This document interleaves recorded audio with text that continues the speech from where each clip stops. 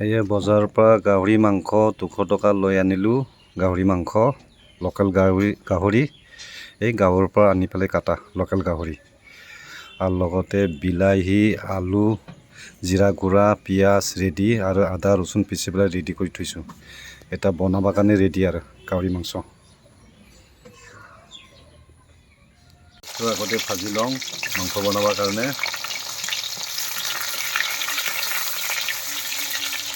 আৰু জলকীয়া, আদা ৰচুন পিঠাটোও ভাজি লওঁ আগতে।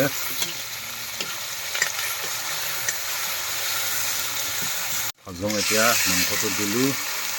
এতিয়া মাংসটো ভাজি আছোঁ মই, গাহৰি মাংস।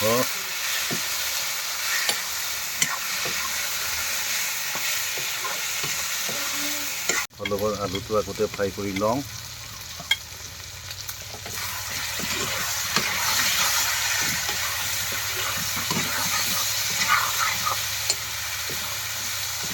বিলাহীও দিলোঁ।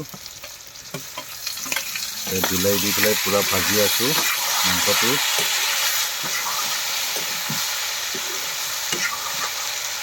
দিলোঁ মাংসৰ লগত। এতিয়া জিৰা গুড়া দি পেলাই মাংসটো এতিয়া ভাজি আছোঁ। পূৰা ড্ৰাই ফ্ৰাই কৰি লওঁ।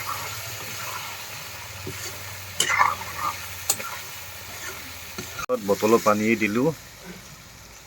আমাৰ দমকলৰ পানীটো অলপ আইৰণ আছে, সেইকাৰণে বটলৰ পানী দিলোঁ মাংসত। Morning everyone. এতিয়া মই গাহৰি মাংস বনাই আছোঁ, আৰু লগতে আপোনাৰ আলু আৰু বিলাহী দিছোঁ। লগতে এই গ্ৰেভি ফ্ৰাই কৰি আছোঁ গাহৰি মাংস। পূৰা গ্ৰেভি বনাই আছোঁ গ্ৰেভি। খাবলৈ মজা লাগিব মাংস, কিন্তু মাংস ভাল আছে একদম গাঁৱৰ গাহৰি।